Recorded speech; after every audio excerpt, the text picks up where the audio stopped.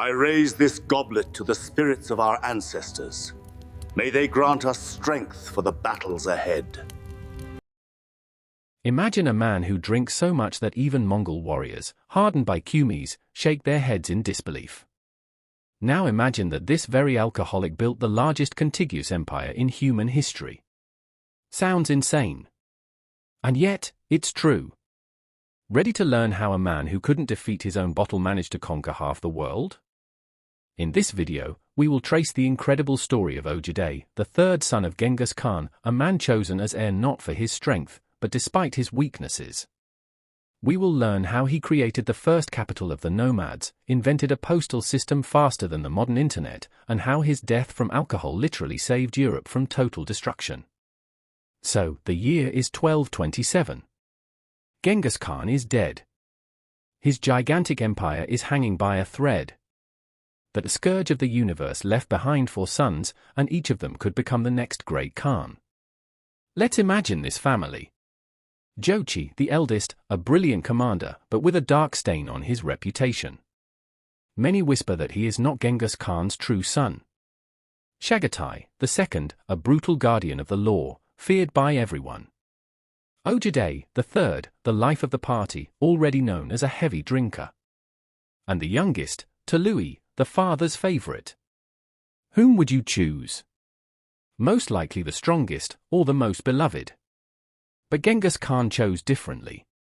And this decision still shocks historians today. A famous Kurultai is convened to choose the successor. The atmosphere is boiling over. The brothers are ready to slaughter each other right there in their father's yurt. Subutai throws insults at Jochi, openly hinting at his questionable origin. Hands reach for swords. Civil war is about to begin, right now, and then Genghis Khan turns to the only one who has remained silent, Subutai. Subutai answers simply. If my father entrusts me with this duty, I will accept it. No pathos. No ambition. Those words decide the fate of the world. You might ask. What the hell? Why would the greatest conqueror choose a drunk? Here's why. Genghis Khan thought like a grand strategist.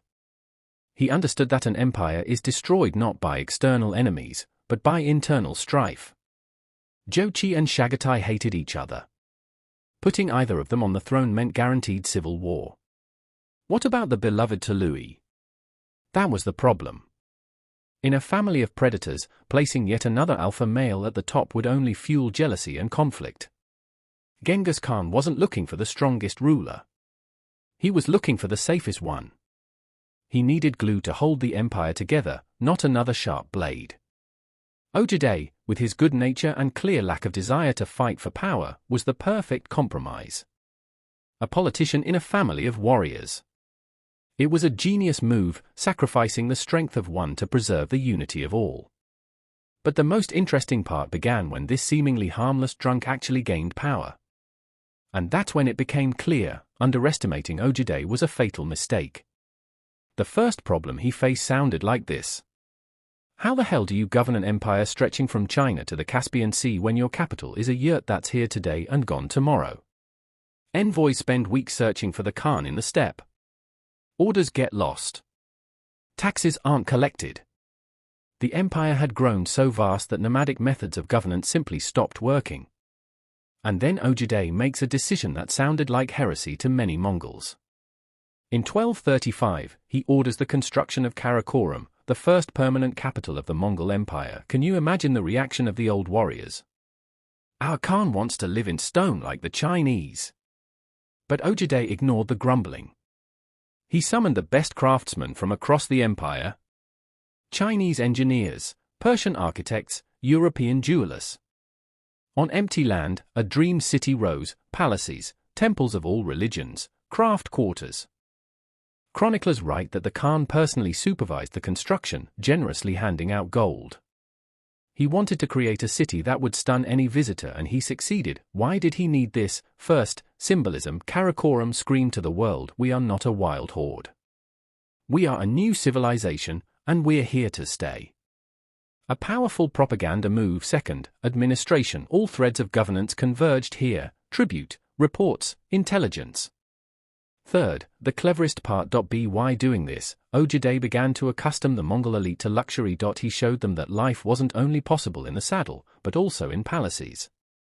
Genghis Khan created a war machine. Ojide began turning it into a state. So, he had a capital. But how do you connect this single point with enormous territories? Imagine this. An army in the west suffers a defeat. By the time a messenger reaches the Khan, months pass. Entire regions could be lost. Ojide understood that without speed of information, his empire was doomed. And so he created what could be called the first internet in history. Well, almost. The system was called YAM. Imagine a network of stations placed one horse ride apart along all imperial roads.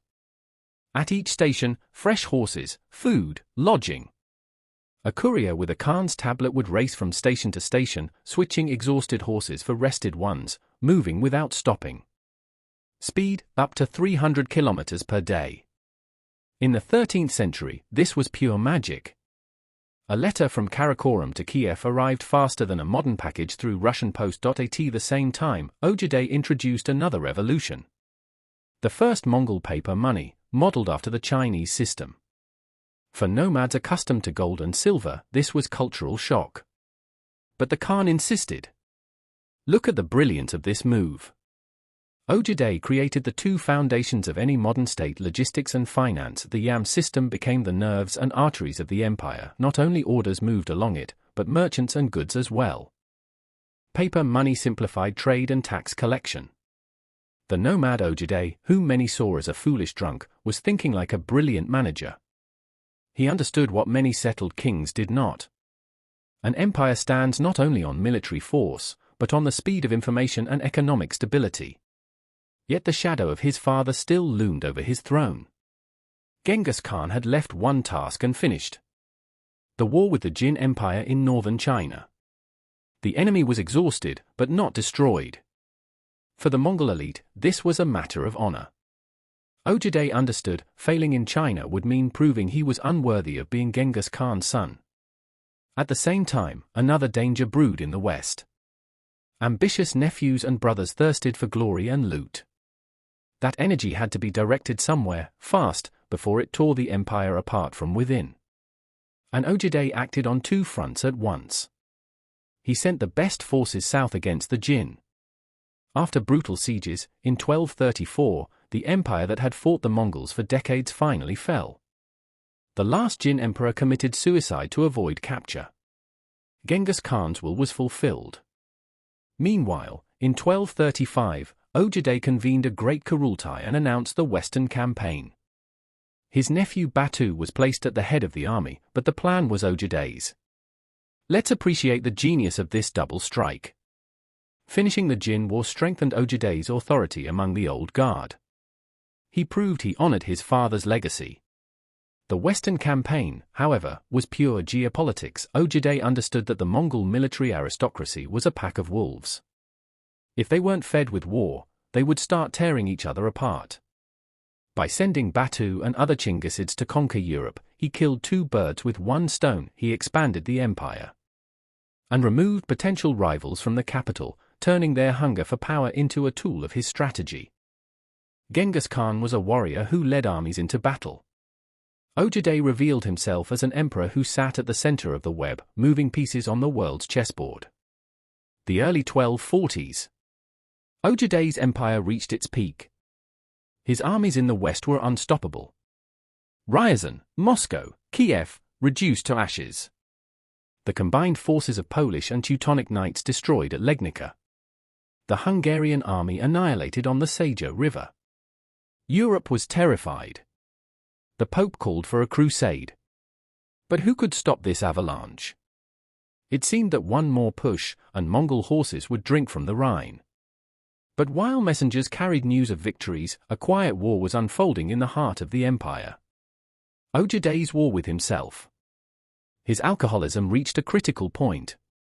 His brother Subutai desperately tried to save him, appointing a special official to count every cup the Khan drank. It didn't help. With the cunning of an alcoholic, Ojide ordered a massive cup to be made. Formally, the limit wasn't broken. In reality, he could drink endlessly. December 1241. News of new victories in the west reaches Karakoram. A feast begins. Ojide ignores all warnings and drinks all night. At dawn, he dies. No conspiracy. No poison. The great Khan, ruler of half the world, master of the largest empire in history, died from simple alcohol poisoning after another binge. And now, the key question. Why did the death of one man in distant Mongolia stop the conquest of an entire continent? The answer lies in the unbreakable law of Genghis Khan. According to the Yasa, after the death of a great Khan, all princes of the blood, wherever they were required to immediately return to the capital to elect a new ruler. The law was absolute. Batu, standing on the threshold of invasion into Austria and Italy, had no choice. He turned his undefeated armies around and led them back into the steppe. European knights watched in disbelief as the enemy that came from nowhere vanished just as suddenly. Here lies the incredible paradox. The man who launched the conquest of Europe also stopped it, without issuing a single order. His genius built the empire. His weakness saved a civilization. So who was Ojide, a drunk or a genius? The answer, he was both. He ascended the throne as a political compromise, but became a great builder precisely because he was not a warrior. The creation of Karakoram, the yam system, paper money, all show that he thought not like a nomad, but like an emperor. He finished his father's war in China to prove legitimacy. He sent armies west to manage elite ambitions. Every move was part of a brilliant calculation. But the tragedy is that his managerial genius could not defeat his personal demon. And in the end, that demon defined the borders of the empire, inadvertently saving Europe from Mongol conquest. Ojide's story shows that greatness and weakness can coexist in one person. Sometimes our flaws shape history no less than our virtues. That's the story of one of the most underrated rulers in history.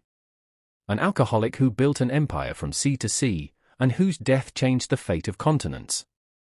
And now a question for you, dear viewers. Do you think that if Ojide had not died in 1241, the Mongols would have reached the Atlantic Ocean? Or would someone eventually have stopped them? Write your thoughts in the comments, we're very curious to hear your opinion. By the way, did you know that after Ojide's death, power passed not to his sons, but to the descendants of his brother Tului? Among them was a man named Kublai Khan who conquered all of China and became the prototype for that very Khan from the Jungle Book, but that's a completely different story, full of palace intrigue and unbelievable twists of fate. If you want to learn how Genghis Khan's grandsons divided the world among themselves, be sure to subscribe to the channel and like this video. We're preparing an entire series about the great Khans.